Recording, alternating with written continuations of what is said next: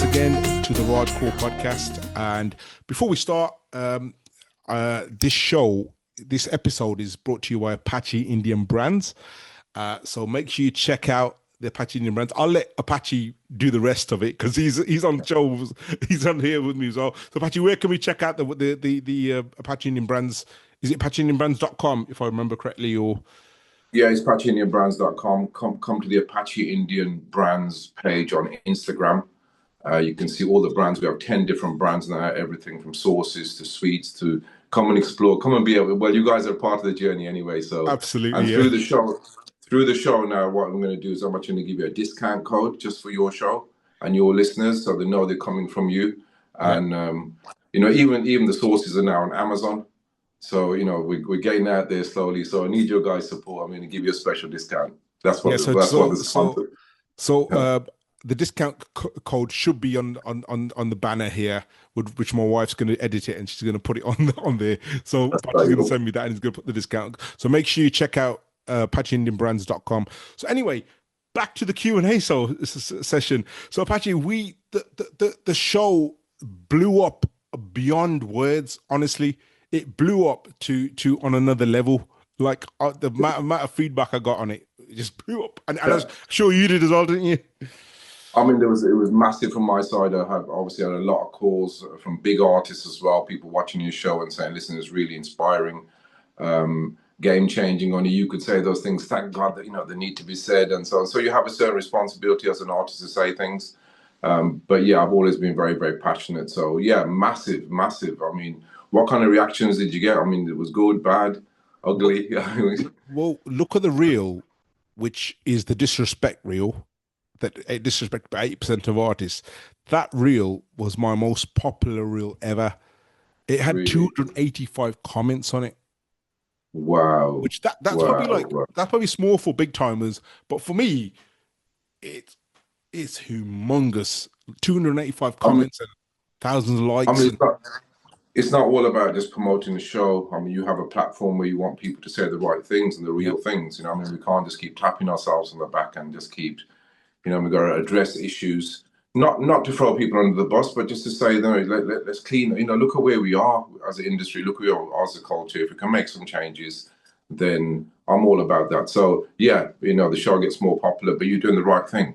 You're doing the right thing, and you're hitting the nerve with the people out there that they want to hear real things. Now it's real talk conversation. The world changed, man. Come on. Yeah. So well done to you, man. Well done, Raj. It's different. So back to that disrespect question. You're gonna one of the main because this is a Q&A episode. For those of you who haven't seen the first episode, go back and watch the first episode first. And this is the question and answer episode, which the viewers have sent me and Apache so many questions. And we're going to go. I'll tell you, we've probably got about close to where are we going? About 30 questions we've got. Wow. I mean, I don't even know what those 30 questions are. And you haven't told me. I've had a bunch of questions that people want me to answer. So we'll try to answer the best I can. Everything that comes from mouth has always been honest, always been real. So let's go for it. The most controversial one is I'm going to say at the start, but Apache's not going to answer it till later on. So the real was in the first part, Apache answers. He said 80% of Asian artists disrespected him. And he's going to answer who they are. Well, it's up to him actually. How if he might answer it, might not. You'll have to wait. So it's up to Apache. But that's one of the key questions. I will answer that. Yeah. So wait till the end of the show. Yeah. Wait till the end. We'll see how we go. Anyway, so I'm going to make a start. So this guy is I don't know whether it's one person. This was on Instagram. It's Devian and Rylan. I think it sounds like two people, but the Instagram tag is. So the first question: who were your biggest influences and role models? Okay, well, that's a very good question. I was influenced a lot by musically. I was influenced a lot by Bob Marley, reggae in a big way. Why? Because there's lots of messages there. lots of messages about, you know, life, about the world, about things. We never tended to do that with Asian music. It was more happy, jolly, escapism, whatever. Let's have a dance, which is good, goes with the culture. I actually was so inspired by that. I decided to take the kind of, let's talk about something and bring it to the Asian culture, like arranged marriage. Like, so that's the kind of massive inspiration I got from reggae. I was a big fan of Supercat. If people don't know Supercat's a reggae dancehall artist from Jamaica. So we used to get the cassettes from Jamaica. I used to really look up to him, and it was my first international show. It was actually with him, so it couldn't be blessed even more than that. Really? Wow. But yeah, I mean, talking about inspiration, you know, people talk about, you know, being inspired by people, and it wasn't just the famous people, the music people, it's people right, you know, on my doorstep in the community. I wouldn't be here if it wasn't for the community. So big up all the sound systems, big up to all the people in Handsworth and Birmingham that helps along with his UB40 Steel Pulse musical youth, whether it's the community leaders, sound system. I mean, everyone is helping everyone. That's how we are where we are today. There was no social media, there was no phone, so you had to get out to those youth clubs in those places to, you know, and then you learn about people's cultures. It breaks down kind of stereotyping. And that was my biggest inspiration. That's why I kept working with the community. I know community makes a big difference. So lots of names, whether it's Wooligan, whether it's Hector, whether it's Cash the Flash, whether it's, it just goes on, to tell you the truth. So thank you for a great question. Sometimes just your person around you is inspiring. You don't have to look too far. Apache, did you ever perform at, sorry, I'm going to go on a tangent as we did last time. Did you, you know, there used to be some reggae sort of clubs, you know, on Soho Road, just by the taxi rank, by Kelly's Cabs. That's right, yeah. Do you remember? Rialto, Frontline. So Yeah. I hadn't started DJing and doing things then, but I was definitely going to those clubs to see Wow. different artists. Then yeah, so that was why, and they're not there no more. But yeah, that was a chart. Do you remember those places? Yeah, I remember, but I was probably a bit younger, but I remember the places, yeah, by Kelly's Cabs. Yeah. And one of my friends, Jaja, Ruffy, you might know Ruffy. He's passed away now, bless him. He used to do security there as well.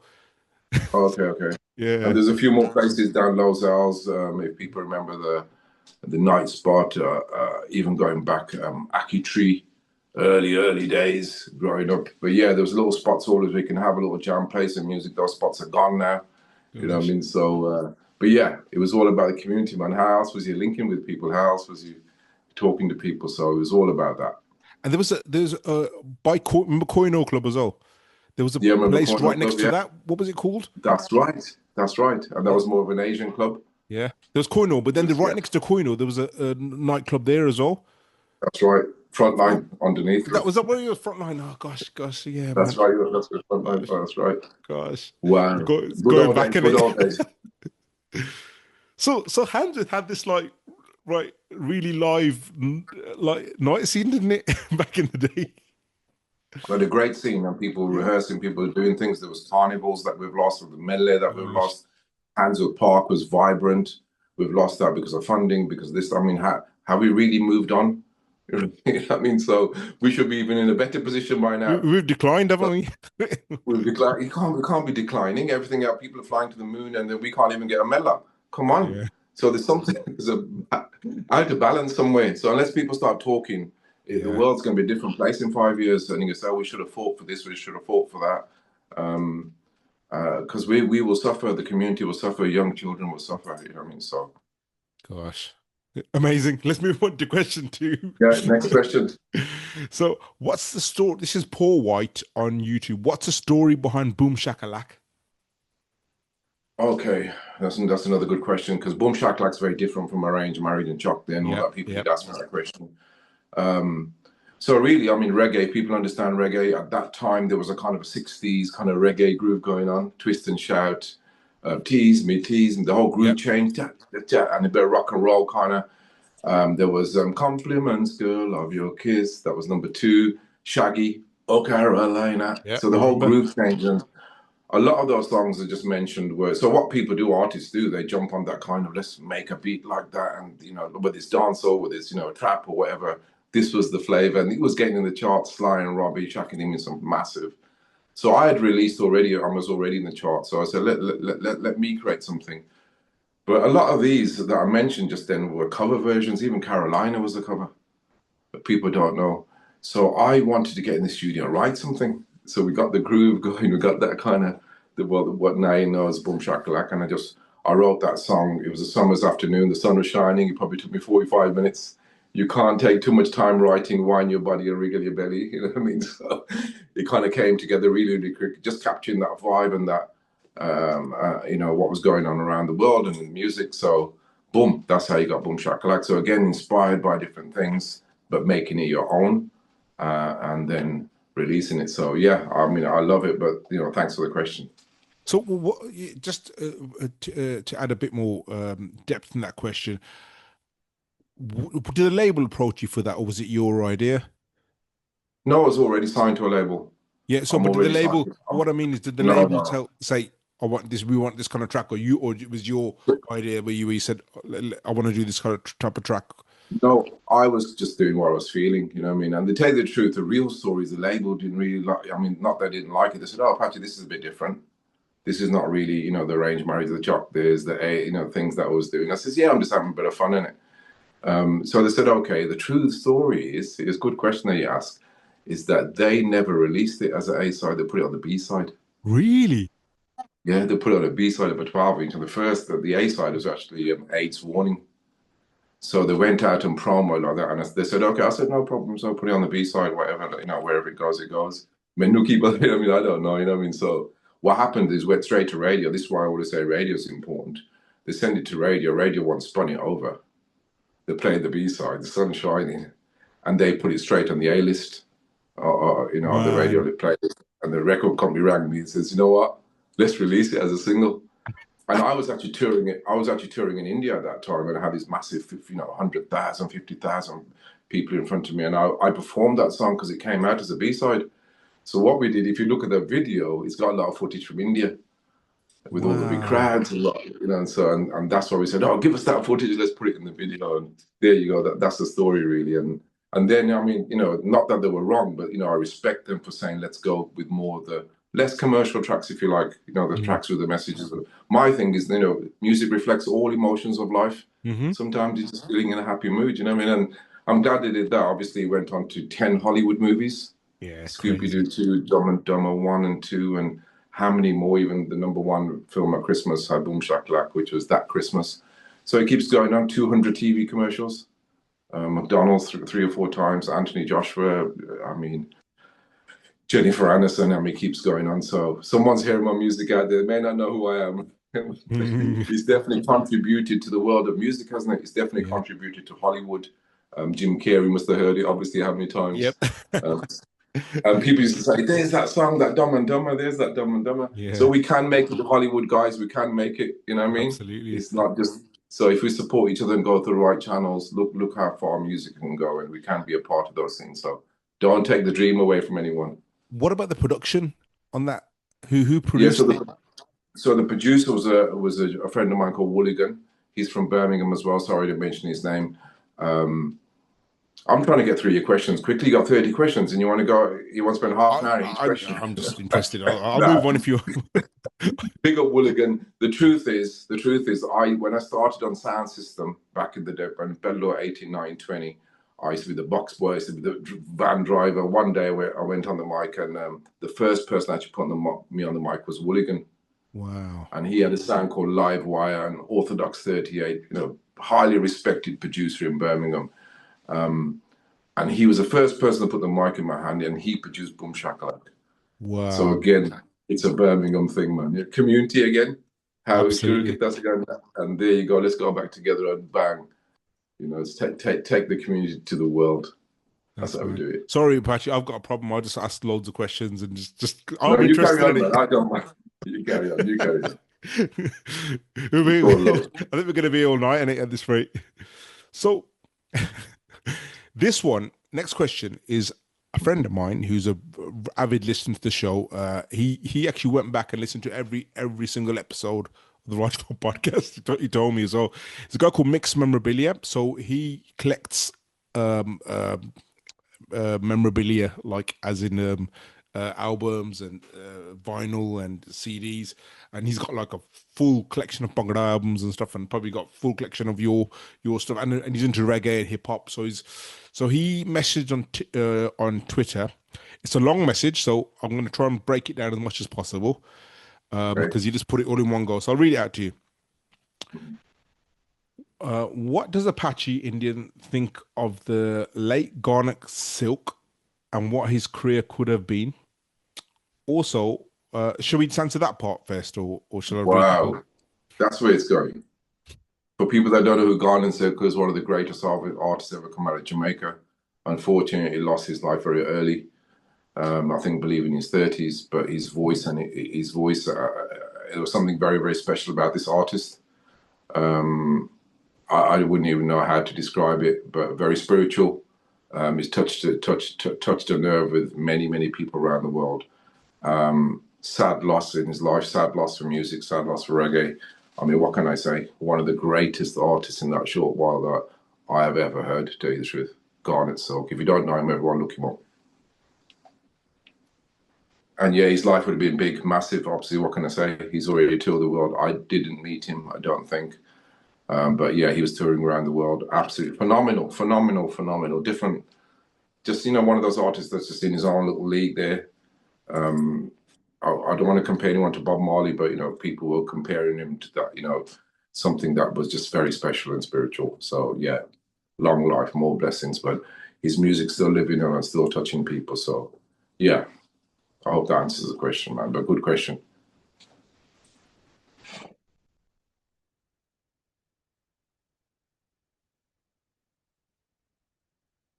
Did I lose you, Raj? I can't hear you.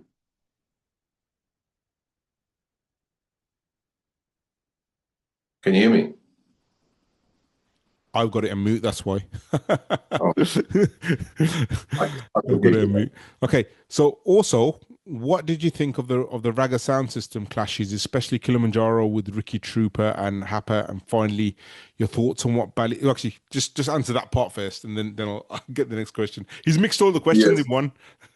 Yeah, so he's going back to sound system days. Like I told you, I grew up listening to these sounds, Kilimanjaro and Stereograph, and so when we were like 14, 15, getting his little cassettes from Jamaica, and that's what he's referring to. And those sound systems basically were platforms for every artist that you heard or sing, Frankie, Paul, whoever, Beanie Man. They came from a sound system. They came from a platform. They came from a sound. So I love that.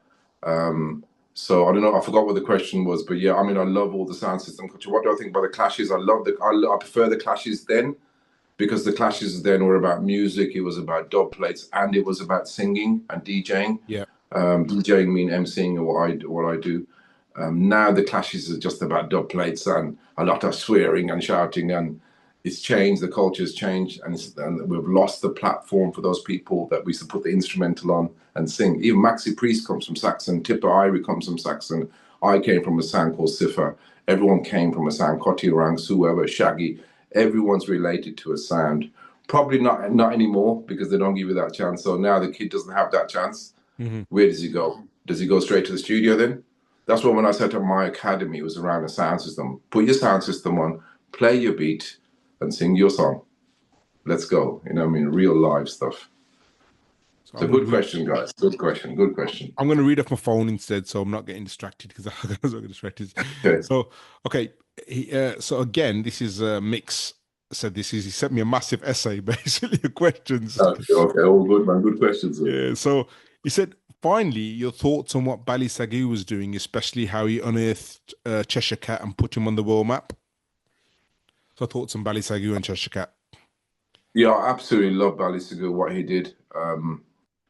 Cheshire Cat, people don't understand about Cheshire Cat. Yeah, so right. Cheshire Cat, obviously, since he started working with Bali Sagoo and he blew up around the world, we knew Cheshire Cat when we used to go into these dances, and he used to go to a sound called Love Injection. So these dances heavily, not many Asian faces, white faces, and there'll be Cheshire Cat on the sound system. And I haven't touched the mic yet. This is 5 years before I went to a nearer mic. And I used to watch this guy come and absolutely destroy the show. He was a secret weapon. Oh my God. I mean, he's one of the people that I've loved so much. I wanted to work with more than anything else. And then he never really got the break in that reggae world. Yeah. But all of a sudden, the Asian, he blew up with, all Yeah. these, and I thought, wow. But then now I actually had this conversation recently with someone, and they never knew that about Cheshire. All the reggae fans never knew that he had this big song, all the stuff that he did in the Asia. I said, listen to this, and they said, wow, we never heard that song before. So I mean, with the way he's crossed cultures, Balisigu, obviously, he's had a history. He's been in the music business. I'm sure he came from a Oriental Star. He was linked to labels and Mr. Ayub and all that. So he did some phenomenal stuff. I mean, Balisi could do some great stuff with Nusrat. Yeah. Was it called Golden Touch or something something? Yeah. Incredible. I mean, what can I say? Absolutely, absolutely brilliant. But yeah, I'm a big Cheshire fan. 150%. One of my favorite top 5 artists in this country by It's far. unbelievable, Should isn't have it, been. Jessica? Cheshire Cat was there before anyone before me, and he was ripping up the dances. So from a cultural again point of view, as a Gora in these dances, and highly respected. Don't want to mess with him. You don't want to you want to clash with him. No, you don't. I don't want to do that. Mad respect, yeah. So, and then this is not a question. He's just basically said, thank you. Can you thank Apache?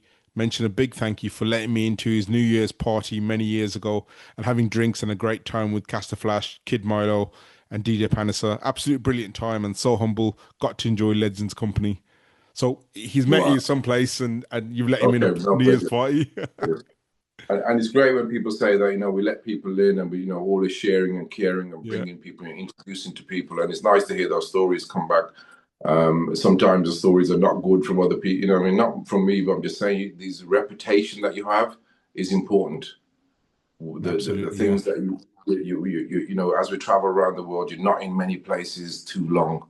So when you're there, you make sure you do the right thing, you're saying the right thing, you have your manners, your respect, and it comes back like that. So God bless you, man. Thank you for the questions, and come back for another New Year's Eve party. Come on, let's go. Come on, That come was for on. you, Mix, if you're listening, dude. Yeah, so okay. This one is Itchy Paws on Instagram. So Okay. which artists or songs do you listen to when you are chilling or thinking about your next song? Wow. Okay, so Ichi Pause, I do know Ichi Pause. He's all the way from Pune in India. He's a DJ. Wow. Um, yeah, man, he's grown up with the sound. He's grown up with the music. Met him a few times. He keeps shows. So look, everyone follow Ichi Pause. Such a cool guy. Bad DJ. So what kind of music do I listen to? I mean, to tell you the truth, I mean, I still listen to some old school reggae. I'm a big fan of old school reggae, whether it's, I'm a big fan of Burning Spear. I still listen to a lot of Bob Marley. Sometimes you just want to hear that bass line rolling. Nice. It's like meditation, to tell you the truth. I mean, you're not going to come home and start playing dance music. When I'm preparing for a song, I don't really prepare. I listen to a beat, and the beat gives me a certain inspiration. Yeah,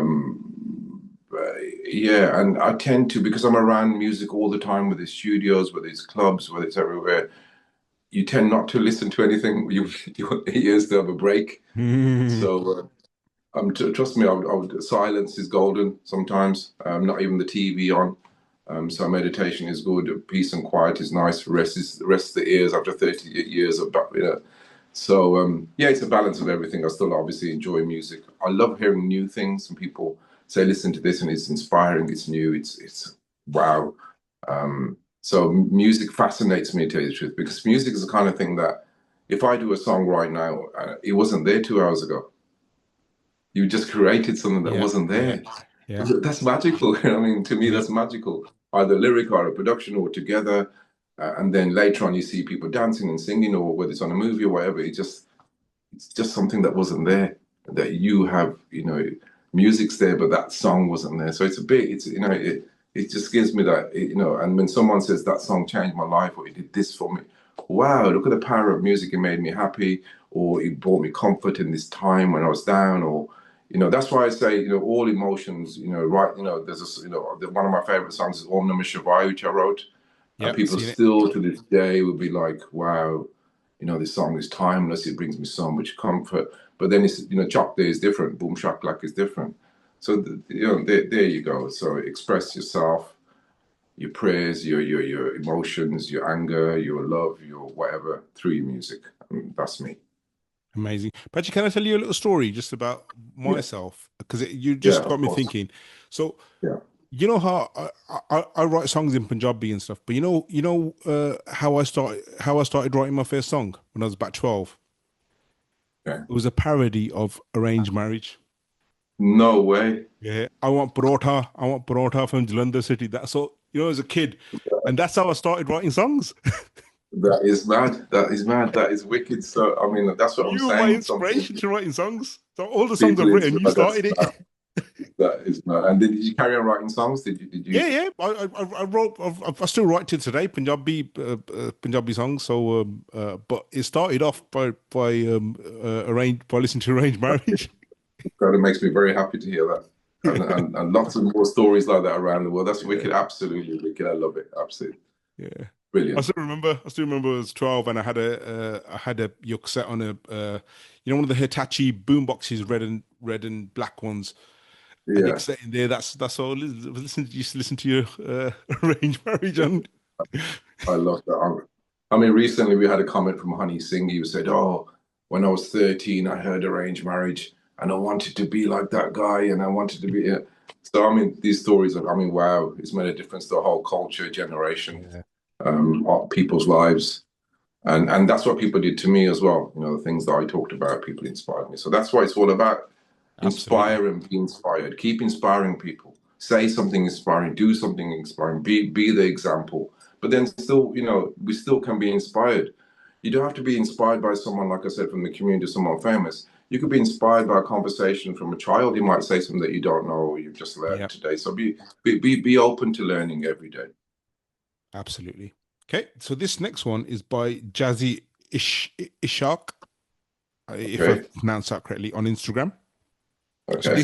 these are all on the posts that do you remember the posts that you kindly sent? So all these were on TikTok or on Instagram or on YouTube based on the post. Yeah. This is first question. I've always read about collaborations with Boys to Men, Blackstreet, UB40, and Apache Indian, but have searched high and low and never found them. Do these collabs exist? If so, when can us true fans get a listen? So That's a very good question. are there these collabs out there? Yeah, so people have read these things in press releases and all that. So yes, when I worked with UB40, Ali Campbell's a dear friend. In fact, Really? I am talking to him right now. Obviously from Birmingham. Obviously, every time I see him, he speaks in Punjabi. I love He's such a UB40, one of my all-time favorite bands. he's a cool. I mean, he's one of my favorite, obviously, in the world. I mean, his voice, his sound. So, and all the boys we grew with them. We didn't grow up with them, but obviously they're all from Birmingham. We meet them.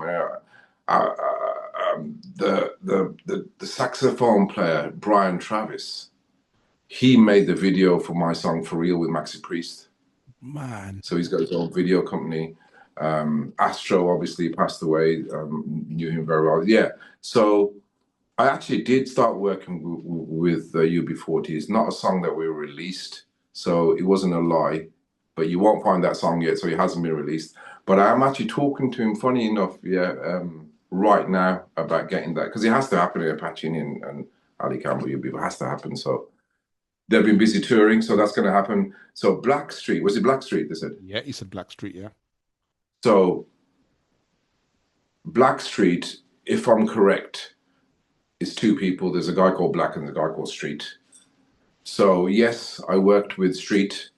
So he's got a phenomenal voice. I've done some songs with him. I met him in the studios in America. I spent a lot of time with him. Absolute phenomenal vocal. So if I remember the songs I did with him, I'd have to think about that. It's been a while. Okay, so he was on a song called Gangster, Blackstreet, Apache Indian. He was also on another song, I'm sure. Boys to Men was the other thing, yeah. So there's another guy on a song called Throw Your Hands Up, Throw Your Hands Up. So he was from Boys to Men. So he's on that song, Throw Your Hands Up. Go and look out for that song. So I hope I've answered your question there somewhere. This is only on the Raj Kaul podcast. Yeah, no one's asked me that before, James. You're getting this information. And thank you so much, Jazzy Ishq. Oh, Wicked. what a great question. Yeah. Okay. So this one's called, this is a question from Balji underscore 101 on Instagram. What made you start the fusion? What made me start the fusion of the Yeah. music? Okay. Yeah, good question. I mean, again, I have to rewind the story a little bit. When I was born, when my parents came from Punjab.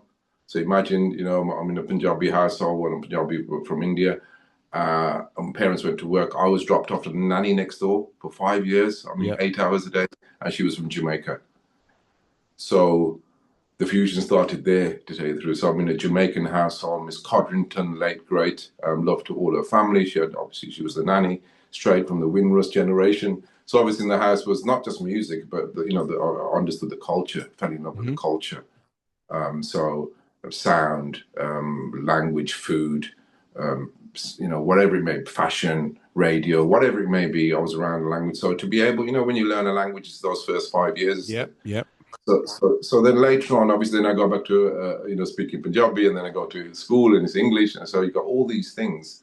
And then when I had the love of wanting to go in the studio to do music, I thought then it has to reflect all that, doesn't it? And it was never a formula thinking this is going to blow up. I wanted to make one song. The song was called Movie Over India. It was on a reggae beat called the Shanghai Shades, which I love from the reggae world.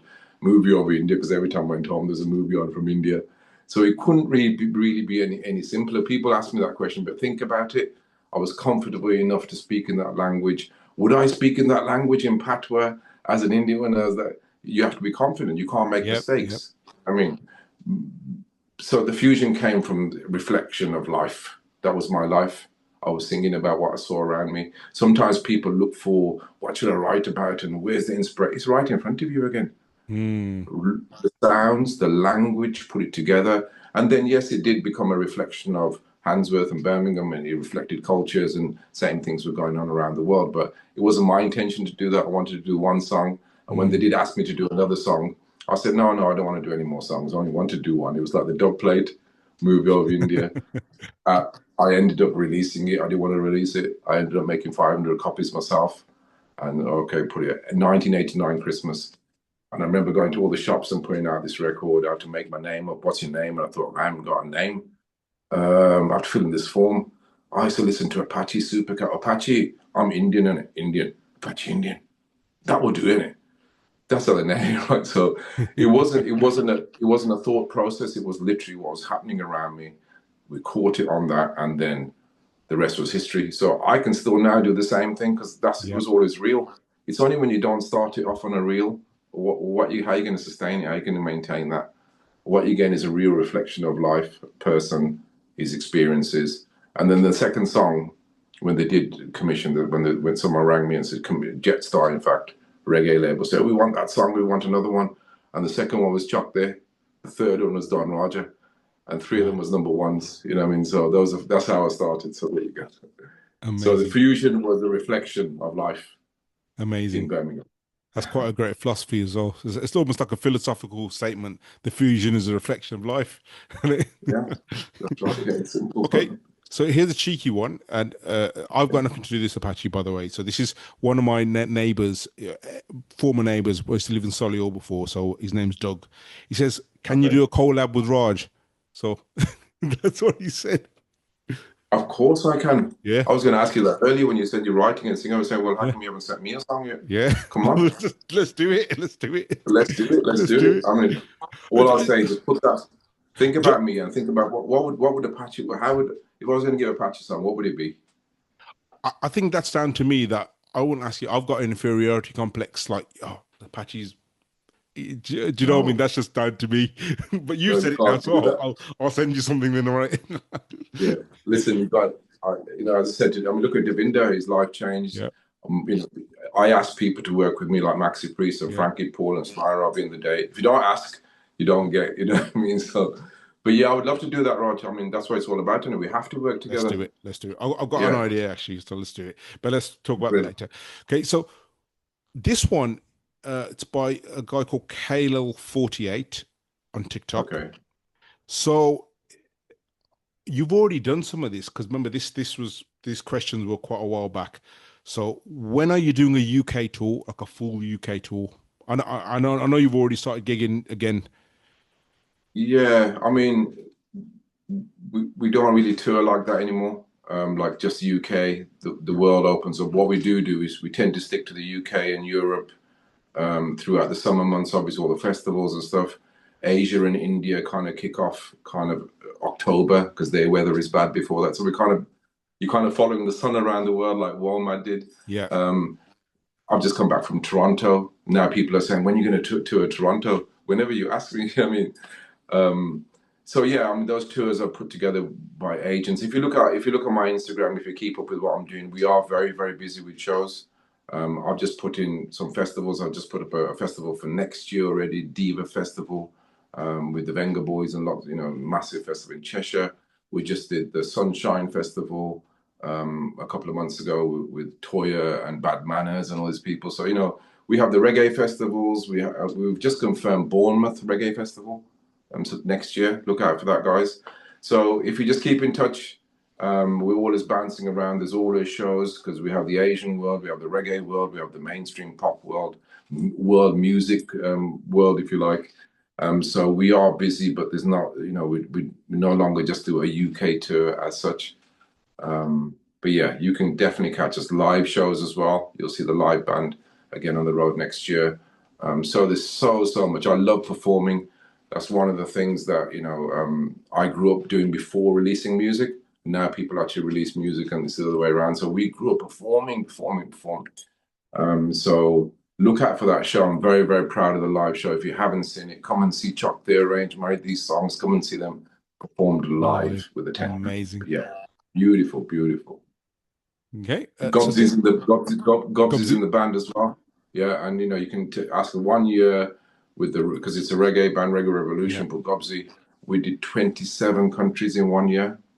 Smashed it. From everywhere from Vancouver to Singapore, everything in between. Actually ended on the Wally in England, in Whitby. But yeah, live show. So yeah, look out for the shows. It never stopped. Wherever you are in the world, wherever you're listening, look out for a show. But if you're a promoter, call us over. So Absolutely. the next time we're in India, they have a Reggae Goa Sunsplash every January. So I'm trying to make that this year, January. Well, next year, January, so look out for that. It's about the 17th in Goa. If you don't know about that, it's been going for about 4 or 5 years. So I might do that if that works, and then bounce over to Sri Lanka and Kuala Lumpur. So look out for that. Yeah, amazing. Look out for that. Doesn't stop. So the next guy is a really lovely guy. This is the guy that, remember I sent you the picture of all your signed memorabilia that you signed for him, and he had a picture of him. So this is him. Yeah. I forgot his YouTube. I won't say his real name, but his YouTube name is Snow Tiger Entertainment Inc. Okay. So he says, "What's your favorite version of Chuck there?" Oh wow, that's another good question. Yeah, another good question. And going back to that, if people don't understand, is when we used to release songs, we used to record the main version, and the record company would do like 15, 20 mixes, and off they'd go to everyone, the clubs and everywhere, different kinds of, touching different genres. And then when it came to the release, you'd buy the main single and what. So if you don't know, there's a mix of Chuck there with Shaggy on it. wicked. Did you know that, Roger? You told me in the last place. I haven't checked it out, but you told me in the last podcast. I love that mix, I have to say. Well, I do love the other mixes, but just to have a feature like Shaggy, obviously, is a big deal. For me, it was, when he came over, I remember him staying at my house. I remember Chuck there was bussing, and this was early days. And then when he did Boombastic, I went back to him with Boom Shack-A-Lak, because he's very similar. And he goes, yeah, boom. So yeah, I mean, Shaggy's a friend, always inspiring, always helped me around the world. I've been in studios in New York. So so that, yeah, so if I could say that was one of my favorite mixes, definitely. Amazing.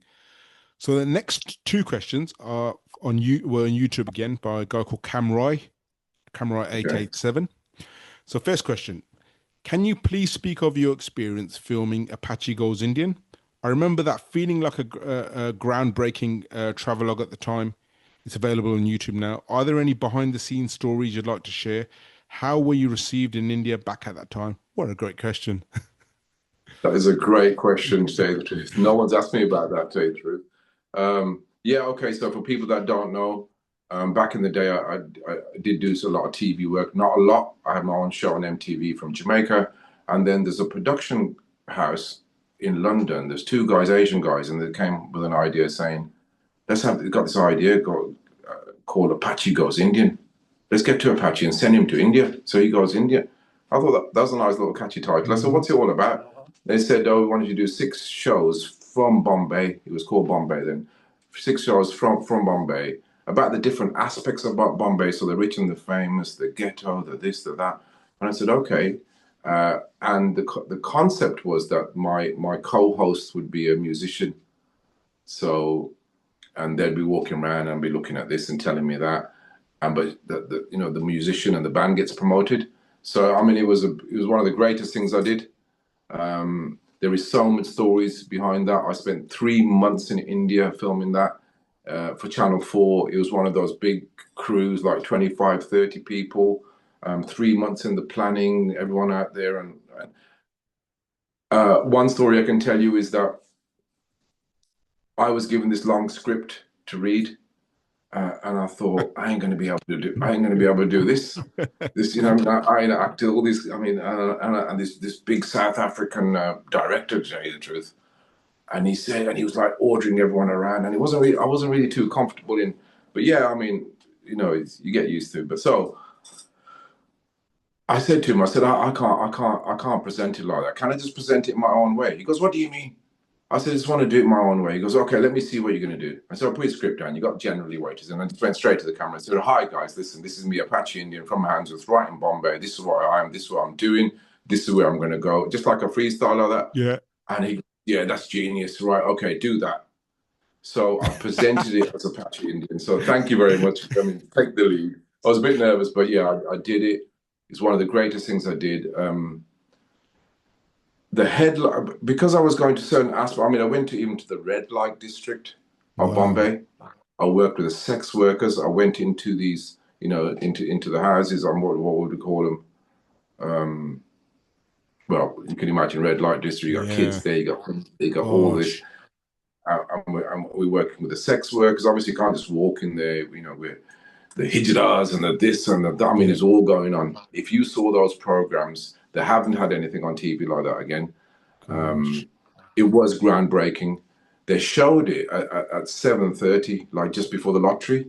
Wow! Every Saturday night, and it was really. I mean, prime time. Prime time. I haven't seen anything much bigger than that, or as I mean, the headlines in Bombay was Apache knows Bombay better than the people of Bombay.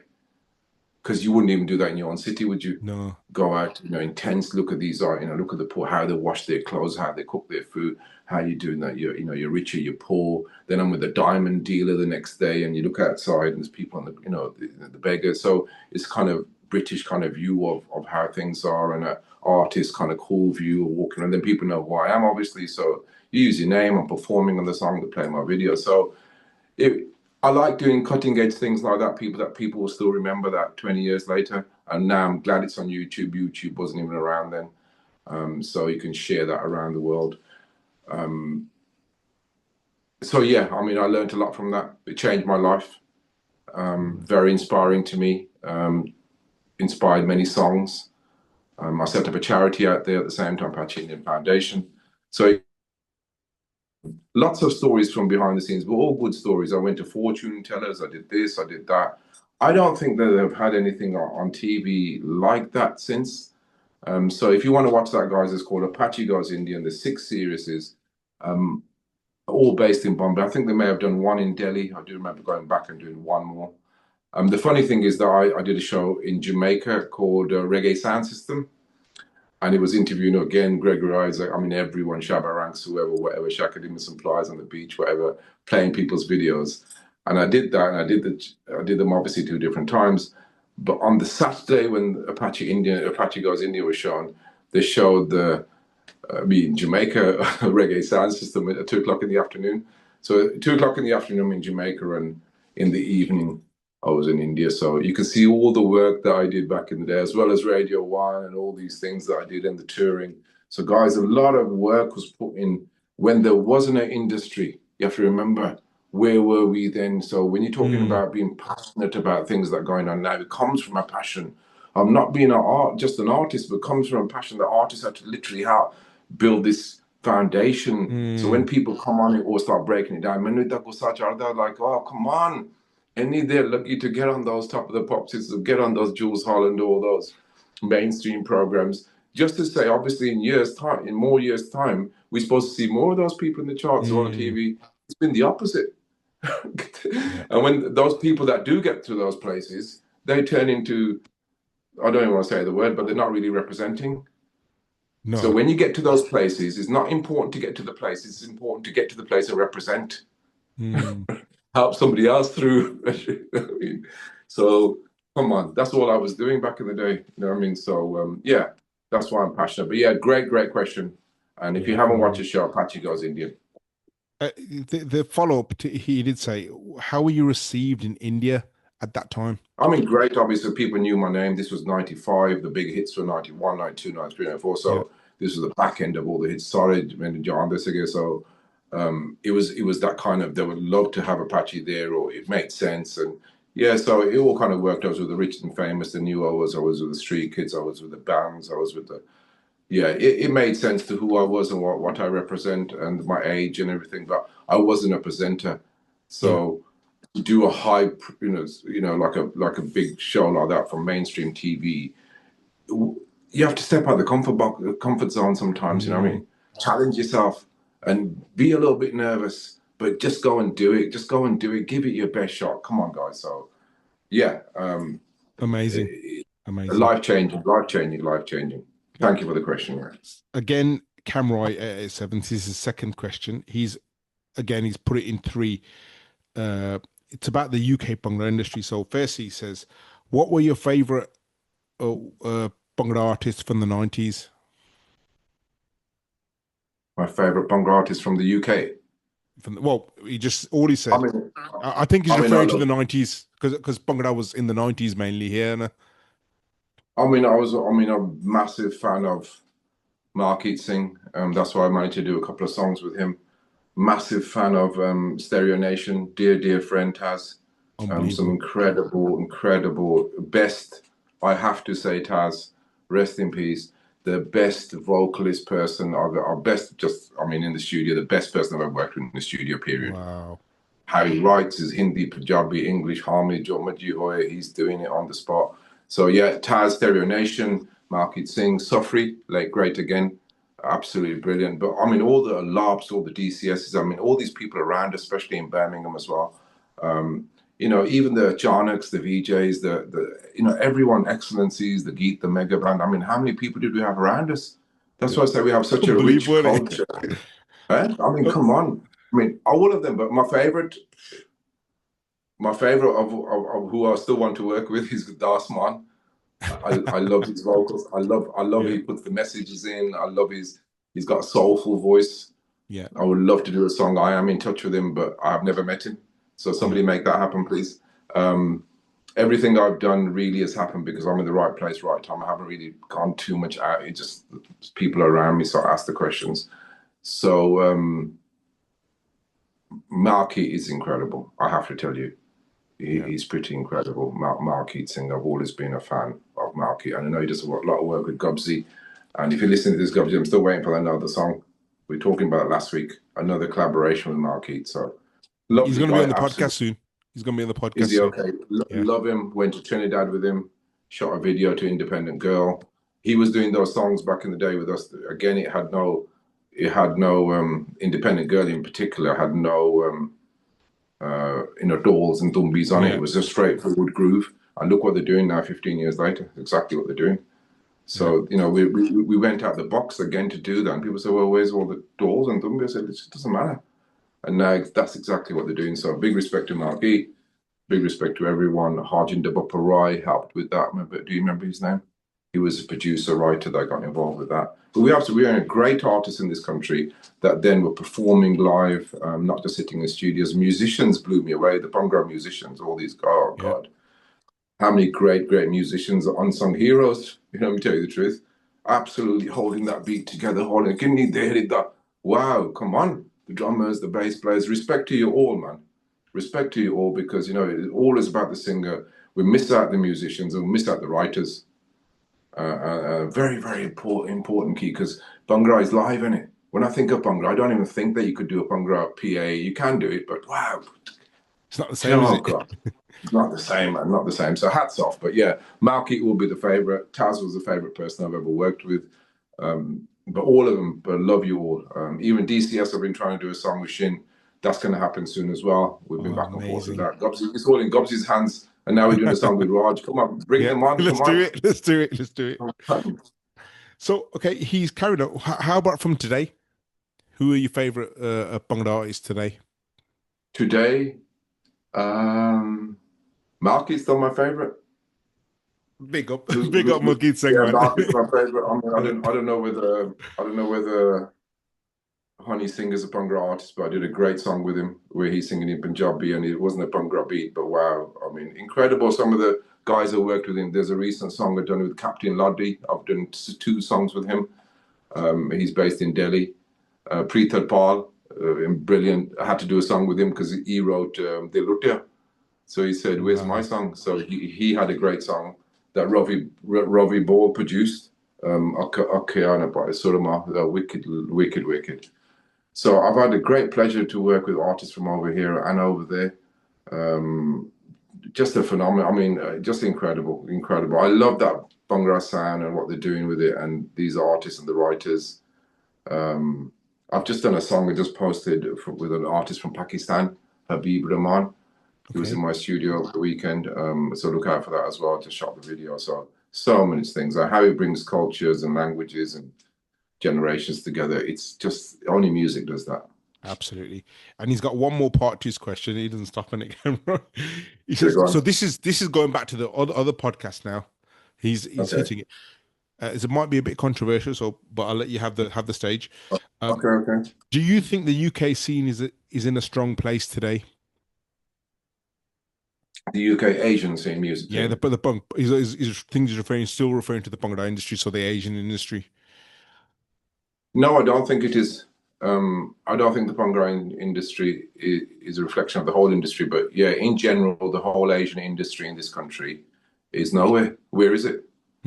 So this is my argument on it. There's no infrastructure. Do we have proper Asian awards? Did the Mobos are on TV? We don't have it. We always come in and going and not really doing it, and everyone's now got too many awards. How is that different from the 80s and the 90s? Let's have one main awards. Where's the Bhangra chart? Where's the new Bhangra band? Who's encouraging the musicians to play? I thought by now they would have 5 new bands. Yes, we'd still talk about the legends and all the big people around, but why isn't a new one? Am I missing something? Or hasn't it been played? Or where can you go and play live music in this country on any channel? There's not one place you can play any live music. So I think the infrastructure really needs to be questioned. Going back to people like the BBC Asian Network, a lot of people say the key thing that they say is it doesn't fit our criteria. So somebody please go back and ask them, Dodo criteria. Yeah. Put it down points. So, because that's a bit of a cop out, isn't it? That guy's told that. Now people have actually written that in songs. They told me I ain't got the right criteria. You know? So you can't brush people's lives away just like that and leave them in no man's land. So people have a responsibility, work together, build this infrastructure, and then I think we still have the talent here. I still think we have artists there. I think it's all there, but where are they going to go? It's hard for them, isn't it? It's hard for them. Who's going to book them unless they've had a single out? Who's playing their single? And you know, when these stations play your single, they may play it for a minute, but are they supporting your career? That's the question. They may play it. You're the artist of the year. You're the artist of the month. Gario. But are you playing me next year? Are you playing me the year after? So don't support my single. Support my career. That's one thing. And the other thing is that A lot of the older artists are not getting played on these stations. Apache Indian, Malkit Singh, Alap, the BBC don't play, especially the Asian network. So there's an ageist issue there. Ageism. So now if you listen to Radio 1, they'll play Beyonce, but then they'll play Paul McCartney. Yeah. Right? It doesn't matter about the age. Music has no age and no color and no diamond, nothing. It's actually free and open for everyone to play, and it doesn't matter what age you are. So don't give up on the dream guys out there just because the platform is. Go and help build the platform, like what Raj is doing, like what I'm doing. We're not getting paid for this. We're just trying to contribute. There's a missing piece here. Look at the things I've done, like the Radio 1s and all these MTVs and the Channel 4s and being in the chart 7, top 40, it's whatever. Don't you think I feel sad in the state of affairs today? Yeah. Yeah. And don't you think we've lost generations of artists that just go around I lost them. People that had a dream and a passion, took it away from them because you ain't got your platform sorted. So, yeah, we have to put it together. And in this country, who else is going to ask? Is the Goria Kali asking? We have to ask ourselves the question. Yeah. But no one's listening. We don't have a forum. We don't have a group. We don't have a committee. We don't have nothing. So every man for himself then. Is that how it is, Raj? It looks like it. But we're going to change that, Apache. We're changing. This is what this is about, isn't it? We're going to change it. This is the platforms like this, just if you're an artist, jump on.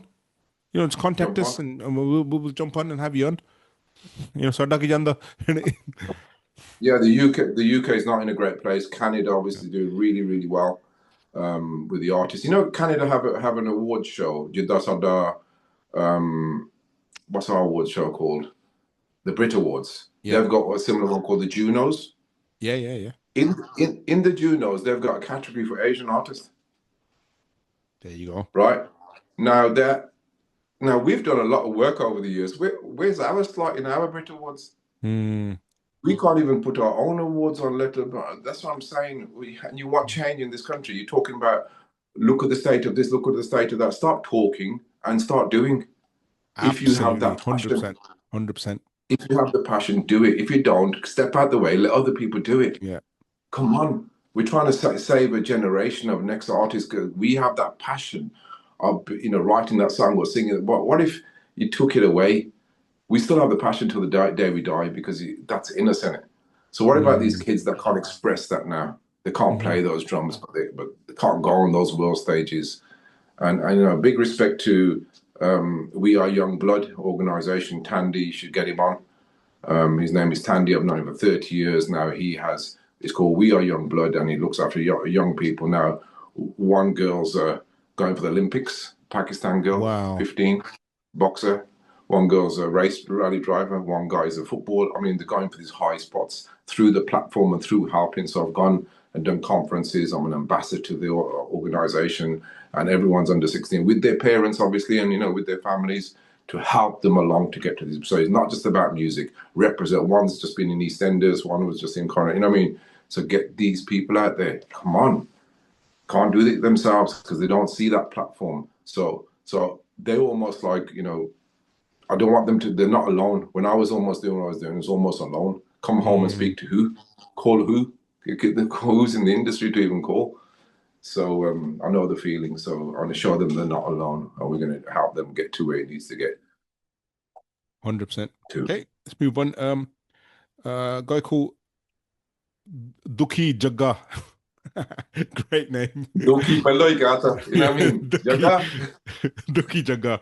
So how do I get my cassettes signed? I've had them for about 6-7 years. I've only just turned 24. So he's got some of your cassettes, Apache. How does he get them signed? Oh, wicked. Oh, wow. Where is he? He's in the UK. That's all he said. That's all he said. So okay. If you're in the UK, obviously you can send them to Raj. Yeah. And me and Raj will meet up. Yeah, and we're going to be 100%. Doing a lot of things with Raj. This is not just about 1 or 2 podcasts. We've got, we're going to be doing things together. Send them to Raj, and we'll get them signed. I'll send you something back special as well. So thank you for keeping them. And he's just so young as well. So yeah, man, serious memorabilia. There's so much memorabilia. I'm going to do it. I think I should do a tour around my studio. So maybe have a look at all the memorabilia for 36 years. Yeah. No, but wicked respect. Yeah, send it to Raj. We'll get that done, man. But isn't that amazing, Apache? He's 24. from a totally different generation, and he still loves your stuff. That's the kind That's of reach incredible. you've had as an artist. No, Amazing. it's incredible. Obviously, it's been passed down generations, but look at it. At least you've got memorabilia now. People's song. What's the memorabilia? Is there cassette now? Is Man, there CD? nah. Is there vinyl? There's nothing. So yeah, hold on to that. Hold on to those tapes. Yeah. So okay, this is next one is DJ Mantrat or Mantrat, however you want to pronounce it. I've pronounced it the Punjabi way. This is on YouTube. He says, "What was your experience like working with Asha Bhosle and Leslie Les Lewis on the album Rahul and One? And how did the Ye Ladka collab come about?" Yeah. So if people don't know about that, Asha Bhosle, obviously, wow, almighty. I mean, incredible. A voice that we grew up with Yep, since day one. So I was in India, signed to Universal Records, and I had a message that Asha's doing an album. It's not called Rahul and One, it's called Rahul and in memory that's of her. Yeah, it's one. It's written like one. yeah, That's how it's written on the album. So it's Rahul and her late husband. And basically asked me to come in the studio and do this song. And so it wasn't a remix. Leslie Lewis was the producer, so he licked a new beat, and she had to sing it again, different key, different tempo, and it was great. I mean, my things were blowing up, and she asked me to do it again. Look at generations, bringing two generations together. crazy. I love the song. If people know the song, yeah, I perform it all over the world. What a great honor! What a great honor to work with her. What a great song, always works, and what a great honor to just be in the studio with her. And then when I started working for Radio One, I got sent out to do a special show in India called Karma Confusion, and I went to Goa and I went to interview Ravi Shankar's daughter, I remember, and I ended up in the studio with. I'm talking to Asha Bhosle for my show, so I met her a few times. So I interviewed her for my Radio 1 show. Lovely, lovely person, inspired me from day one. But just to think that when I was 7 and 8 years old, I used to hear her voice from the radio with my mum and dad, you know what I mean? So it just takes me right back there. So beautiful moments, beautiful, absolutely beautiful moment. Never had a video. We never got around to doing the video, but it was released. It was on that album. Look out for that guy. Special song. She's my favorite singer. She's Asha Bhosle. Yeah, I mean, wow, Yeah, it's unbelievable. incredible. Okay, same guy on YouTube. What was your experience like working with Rahman on the groundbreaking track No Problem? You also featured in the video with Prabhudeva. Any memories from the shoot? So what was the experience Wow. like working in that? And what was your memory from the shoot? Yeah, brilliant. I mean, Rahman in his early years as well. Obviously, he had a big name already, but yeah, I flew into Chennai. It's not called Chennai anymore, but yeah, South India. Went straight to his house, straight into his studio, and phenomenal working with him. Very spiritual, religious guy. Doesn't speak very much. Less is more, if you like. But yeah, great experience working in the studio. He told me the idea, the thing he wants, is for this movie. The movie was called Lovebirds. So he basically gave me a blank sheet. He played this beat and he wanted me to write the song. And I started writing it, and he started giving me some words, some Vanukum and some South Indian words to put in there. And I loved the song, absolutely loved the song. And the problem was just between me and you, yeah. So when I was getting to ready to record, he would leave the studio, and I'd think, right, I have to wait for him to come back in it. So I said to the engineer, I said, "Where's he gone? He keeps going. I'm trying to." I mean, so the truth is, he prays in it, obviously. So he's praying, and so I love these stories, and I mean, so again, it's inspirational. But yeah, I mean, I started vocaling. Us, we just get it straight in there, and we're vocaling. We're doing. So he came back and he loved it. He actually added his voice to it as well. Wow. And yeah, and then we finished it. We mixed that song, and then they all flew over to London, hired a nightclub, and shot that scene for the movie. So I mean, that was the first movie I was in. So I said movie of India, and I eventually went to India to make a movie. So dreams come true, yeah. And obviously, Prabhudeva, he's dancing with Michael Jackson, and he was doing all these moves. So I'm trying to copy him and doing all this. I mean, I love that video. So look out for that song, No Problem. Lovebirds is the movie. and Prabhu Deva, A.R. Rahman. Love you just like that. A.R. Waiting to do another song with him, to tell you the truth. So that's a good question as well. Amazing. He's got 2 more questions, by the way. DJ man, Okay, but okay. you can answer them. Bless him. He's a massive fan of yours. Here he goes. He goes, will you consider making another anthem like Om Namah Shivaya? And he says, Time for Change is his favorite album of yours. Yeah, that question, would you ever make a song like that? It's an odd kind of question. Yes, the answer is yes, but the truth is you can't make a song like people say, would you never make a chocolate? Can you make something like Arranged Marriage? What does that mean? Can you make another Boom Shack-A-Lak, please? Every song has its own story, especially Om Namah Shivaya. I mean, that is a very, very spiritual song. Don't even ask me where it came from. It came from the heavens itself. It is my favorite song that I've ever written.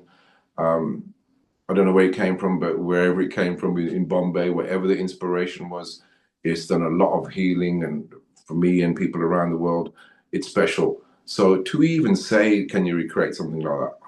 I think that's an anthem song. I think Chuck There's an anthem song. I think Boom Shack-A-Lak in its own way became an anthem song.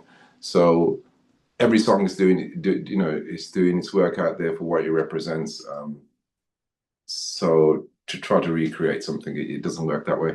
Yeah. Recreate something new and make that an anthem for a different world, but it won't sound like any of those other songs.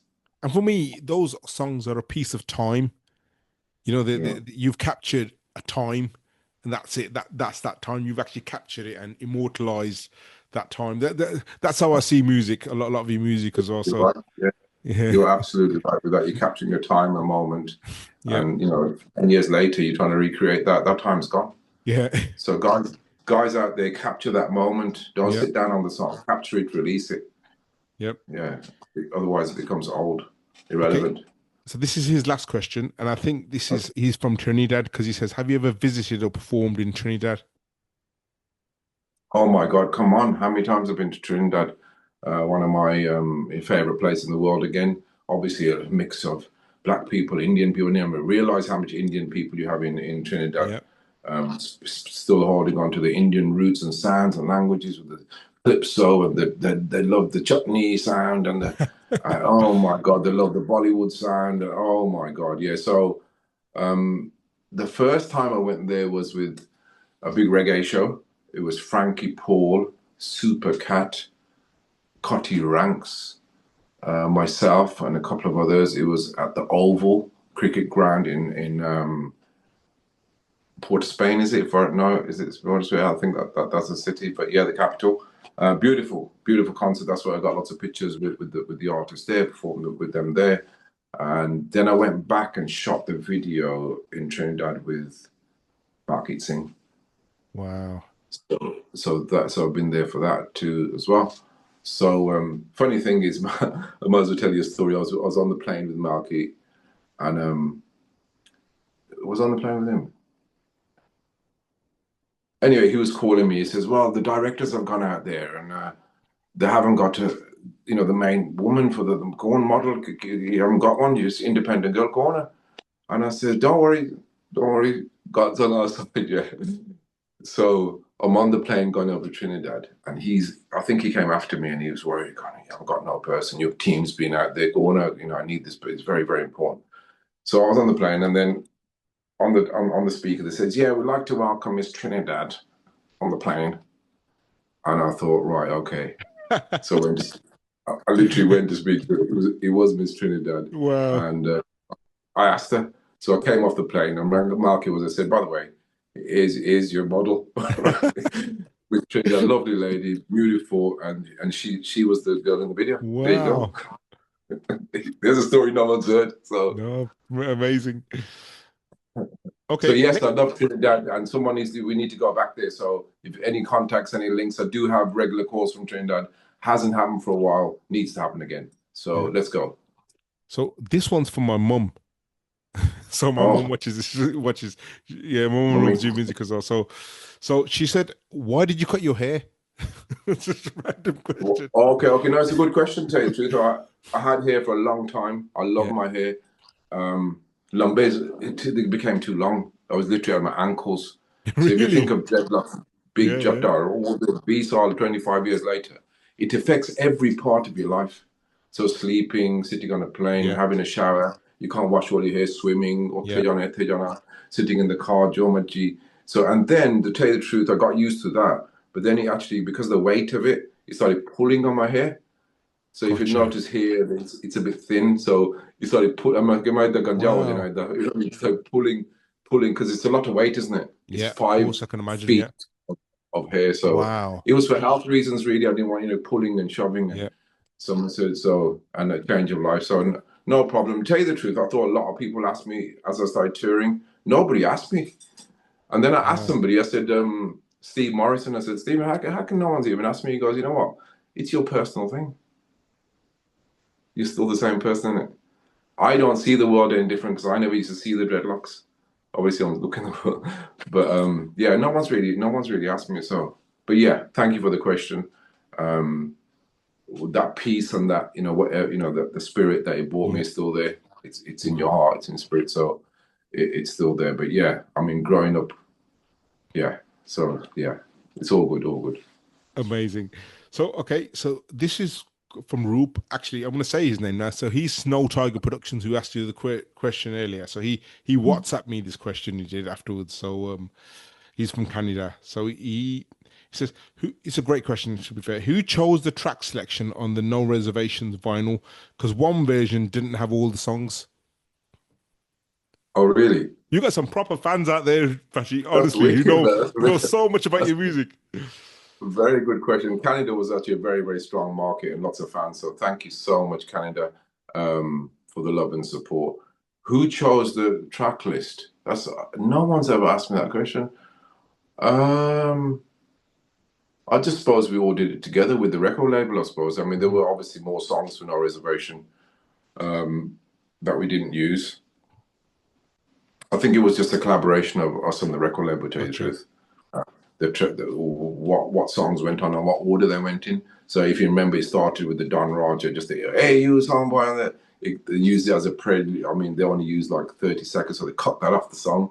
So you could literally play that on its own and then the song. So yeah, I mean, these guys had more experience than me, so I wasn't arguing with Island Records, right? I was always watching what they were doing, and they were leading me, to tell you the truth. But yeah, we all worked together. I'm sure Simon Diamond were involved as well. But yeah, I think it was just mainly led by the label, A&R managers. What was his name? I have to think of his name. Yeah. But yeah. I mean, all of us together. So something missing off an album. Sometimes that happens because some things are taken off albums in different countries. Various reasons. So if you've got an album with a track missing, then you want to buy the same album with the track on. So you've got 2 albums there. Or sometimes you release an album here and India want it, and India say, well, why would we have that album? Give us another 2 songs on it. Yeah, gotcha. So it's different from that one. So that's how it kind of worked. So gotcha. Really interesting. Or a different remix or something. So it makes somebody, But yeah, it's a really good question. Amazing. So this one's by a good friend of mine, Mark Steele, who's a bassist, and he's given me 3 questions. First question: which dancehall MCs do you feel influence you the most? And you answered some of this earlier, dancehall. Yeah, definitely Supercat. There was another one called Nicodemus, again, late great. New ones that people may know, I'm a big fan of Beanie Man. Obviously, I worked with Shabba Ranks as well, but Beanie Man's up there, one of my favorites. But Capleton is my favorite. Sizzler, a bit more cultural. I've just done a song with Capleton as well called Don't Stray. But yeah, my favorite artist would be Capleton. Great to have worked with him. But yeah, I mean, I love the dancehall. Obviously, the dancehall sound's changed. But I love the old school dancehall. I love the Beanie Mans, and I love all that 90s dancehall. That's me all the way through. I mean, there's so many names. Cutty Ranks is incredible. Obviously now, Vibes Cartel and all this is going on. So these guys are massive in Jamaica, different sound again, but still dancehall to me. Shaggy. Shaggy kind of, we kind of went through the industry together with the people that inspired me, Supercat, Nicodemus, and all those kind of artists from back in the day. Right from U-Roy, if people know U-Roy, 70s. So yeah, man, good question again. So some of this, the second question, some of it you've already answered in the previous one, but he says, have you ever thought of working with Cheshire Cat and Snow or Shaggy? Obviously you worked with Shaggy, and if not, would you do it in these days? Yeah, no, I would love to. I would love to work with Shaggy again as well. So he's a good friend. Cheshire Cat, I mean, we just announced a show with Cheshire Cat, so I'm back talking to him about doing a song. I always wanted to do that. Can't wait to do that. Oh, that's gonna be phenomenal. Snow, to tell you the truth, I love Snow. I love that, Informer. I love Snow, and obviously, it's been around the world at the same time, the 90s. So I recently went to Canada and I got hold of him. So, I mean, I met him before, so I spoke to his team. I said, this has to happen. So we are actually working on a song. So there you go. You find something exclusive there. My kind of artist, dance or reggae, same era. It's a no-brainer. So yeah, there's something in the mix with that. Snow, 100%. Brilliant. Okay, and he's got one last question. Have you ever thought of working with jungle legends, the Ragga Twins? Yeah, actually, yeah. So I recently reconnected with them through Yasmin, my partner, my wife. So she knows them. So I recently met them, started following them, and I would love to work with them. They're still very active. They're still out there doing their thing. So respect to the Ragga Twins, they were game changers back in the day. I would love to work with them.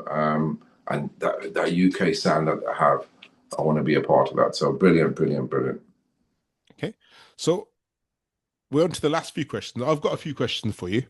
Okay. We could we're in 1 hour, 20 minutes, 1 hour, 15 minutes. We can either do the disrespect question, finish it there, or I can ask you some of my questions, Apache. Or how do you want to do it? Okay. Yeah, carry on with the questions. Yeah, carry on with the questions. I've got a few questions myself. So, very good. Here we go. Where we go? So, if you ran the BBC Asian network for a year, what's the first change you'd make? I love that. I love that question. What's the first question I'd make? Yeah. So, if you ran the BBC Asian network for a year, so you're in charge of it for a year, what's the first change you'd make? I mean, I don't know about changes. I would start from scratch. I would literally start from scratch. I would look at every single DJ that's there, what they're doing, what they're representing. I would make it. I would play 99% British Asian music. I wouldn't be playing a lot of songs from all over the world. They have platforms, and in India, Canada. So if we manage to get this platform, then surely our artists in this country deserve it. So I'd make the playlist about that. I'd make the playlist meeting public, so everyone can see it.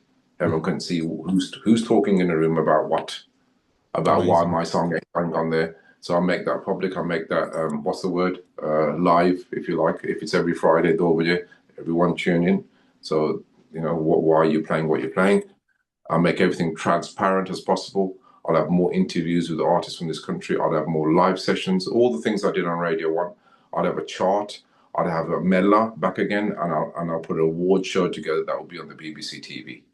And why aren't they doing those things? What they're doing is playing people's music, ticking the boxes, and then next week is somebody else, next year it's somebody else. That person feels good for a minute that he's gone, he's too old, he's a different religion, he's too young, she's not good, and it's a bit of that. So all that needs to go from our culture. We need to be so transparent that you can put it on TV, you can go there watching, we want to be an example. We're just kind of shoved under the carpet that no one's asking any questions.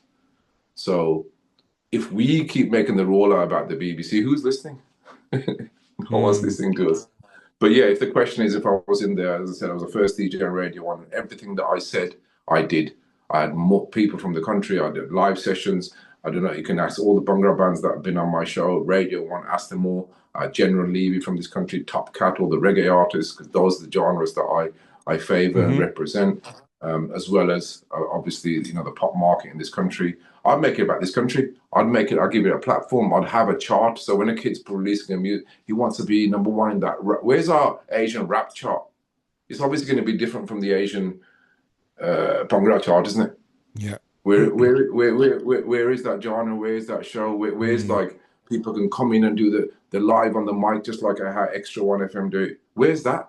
Where is it? So yeah, I mean, simple, straightforward changes. Make it more about the UK. Make it more about artists. Make it more, educate the people what's happening in the scene. Knowing that you have to build up an infrastructure again. Be the leader. Be the leader of that. You have a name like the BBC. You have budgets. So I never say to tell you the truth.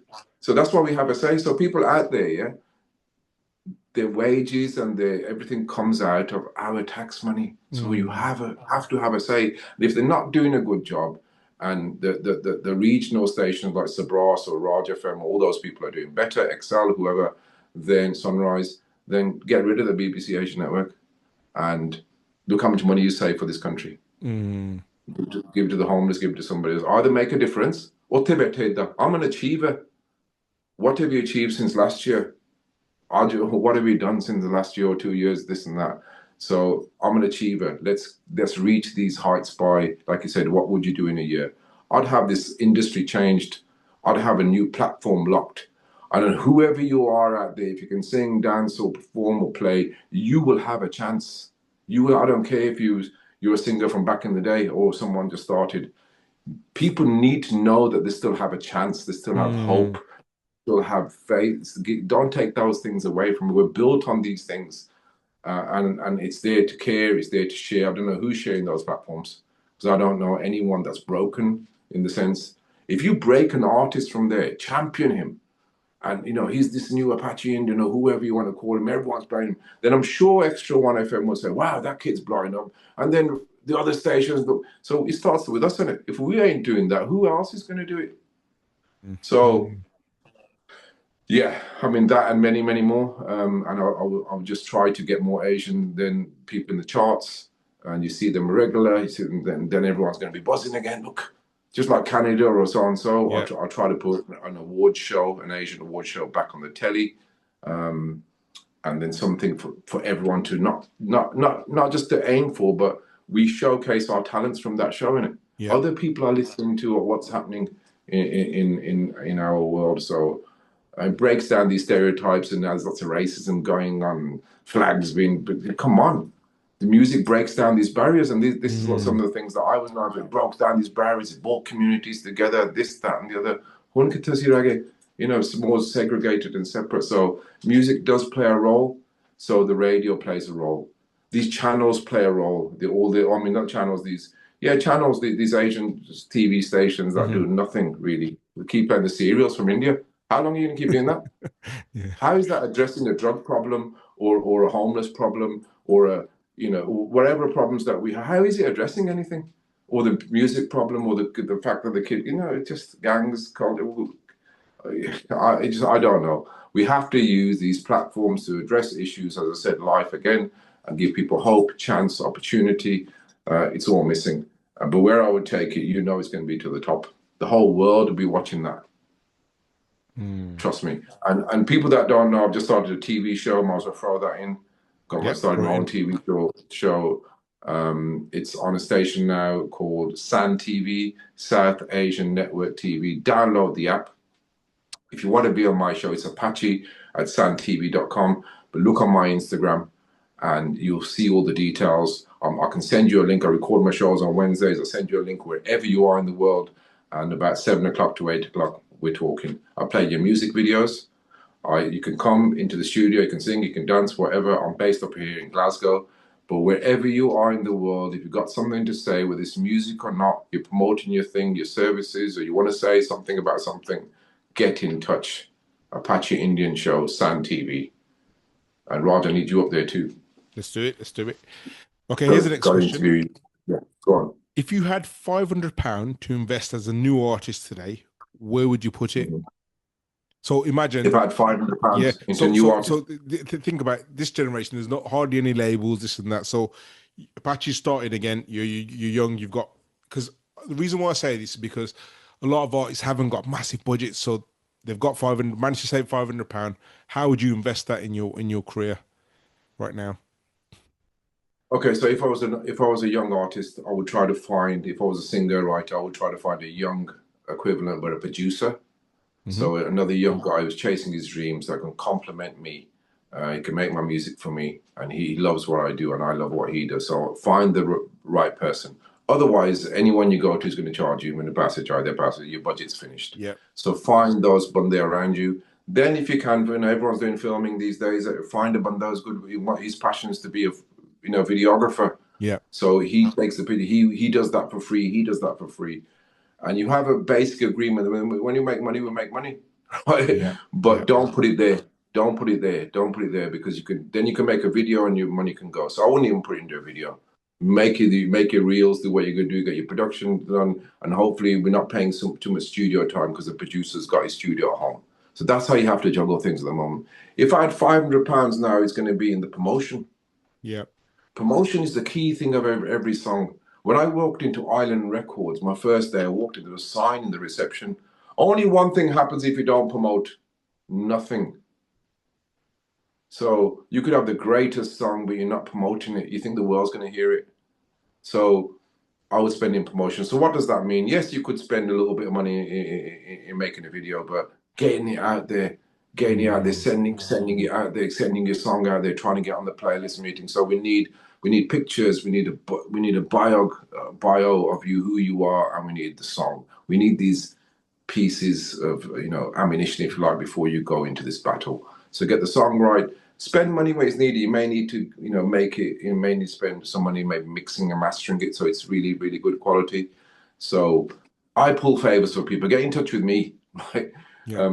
But try not to spend money and get people to not rip you off. But if you give £500 there and £1,000 there, it doesn't work like that anymore. No, it doesn't. Your money gets wasted. You got nothing to show for it, and I would put it in the promotion side. When people start paying for ads, or they're trying to boost it on the thing, or they're trying to get it out there, and then I would say, try to go out there and try to do the medley, try to get live performances. Yeah. That's what's going to set you different from the rest. To tell you the truth, everyone's got a song, but who's actually singing? Not miming, not singing over your song. Play the raw beat and sing the song, and you will stand out different from everybody else. So, and the money's then in live shows.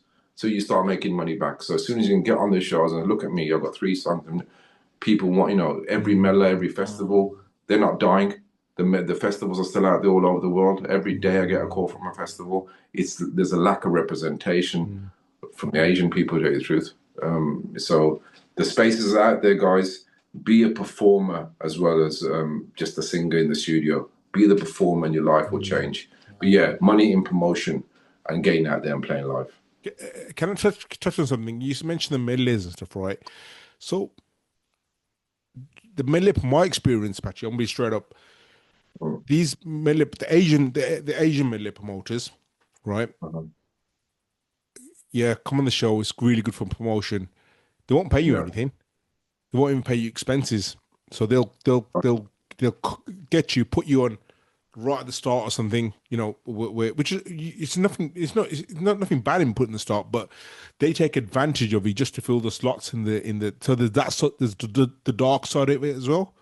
Yeah, I mean, I do see that side, and I have spoke to a lot of people about that. So I would say for that kind of scenario, if a Mela gives you an opportunity when you first started to get on there, just pay your expenses or whatever, even if you have to pay yourself to go on stage. Once you're on that stage, it's got nothing to do with the promoter. It's got nothing to do with anyone. You're showcasing your things. Yeah.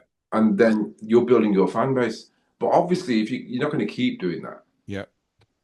Because he's taking the piss then, isn't he? He's going to, So yeah, they don't pay you properly, but don't keep doing it.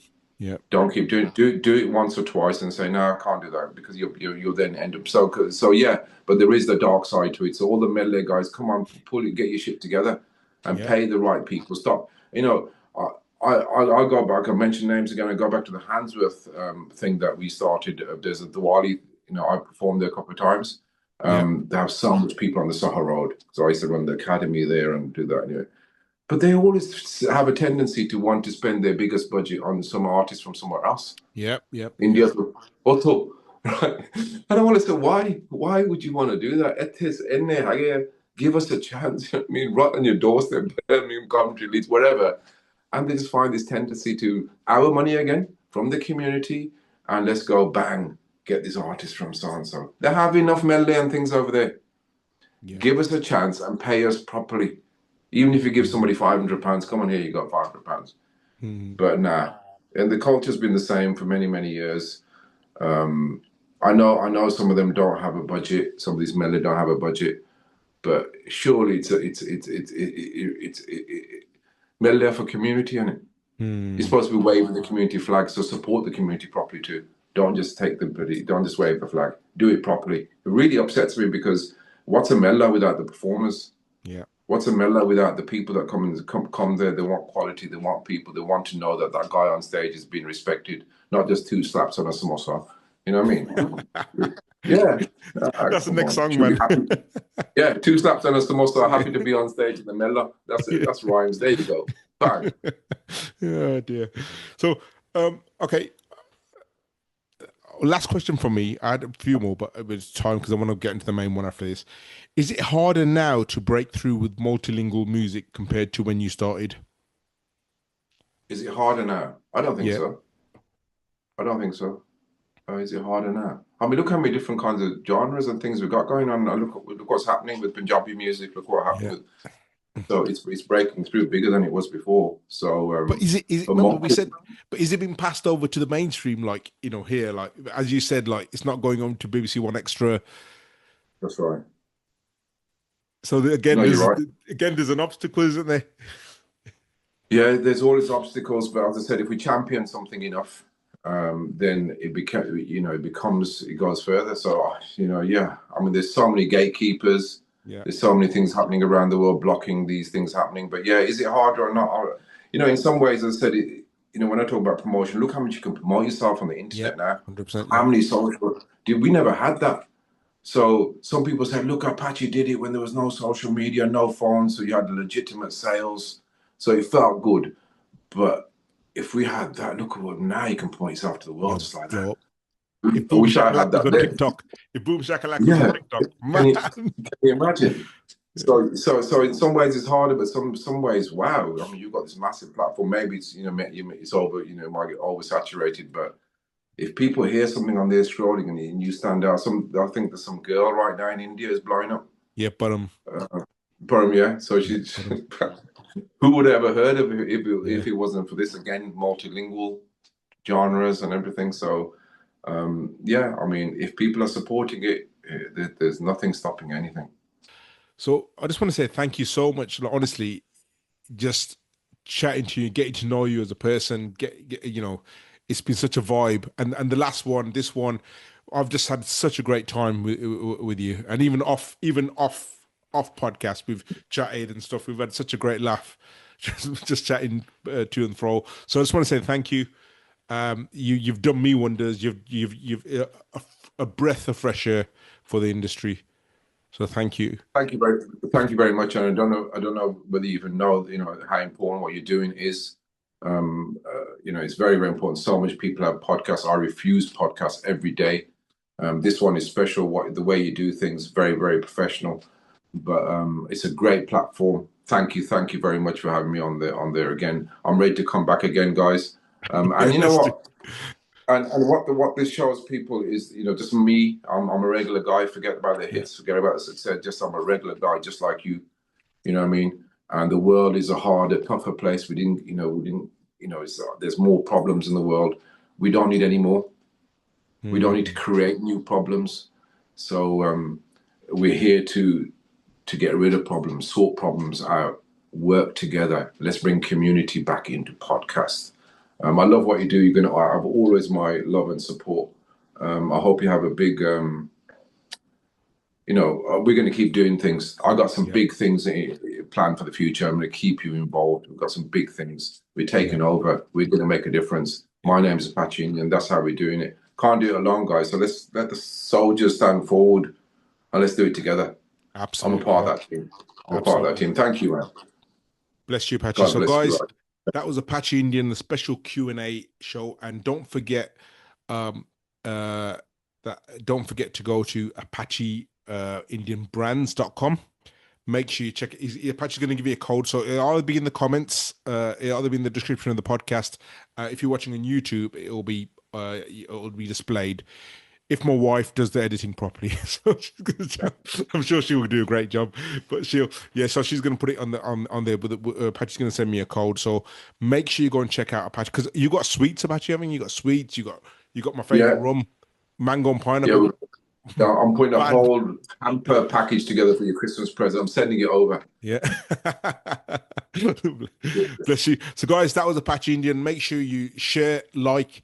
And honestly, it's such a privilege for me. As I said, as I told Apache, so what a little bit of my story, that I first started songwriting because of arranged marriage. So, so that is that. So bless you all, guys, and make sure you follow, like, share, and leave a review. And yeah, if you're seeing this on social media, you actually won't see this bit on social media. But anyway, God bless you all until we meet again on the Raj Kaul Podcast. And hopefully we'll do another one with Apache. God bless you all. Thank you.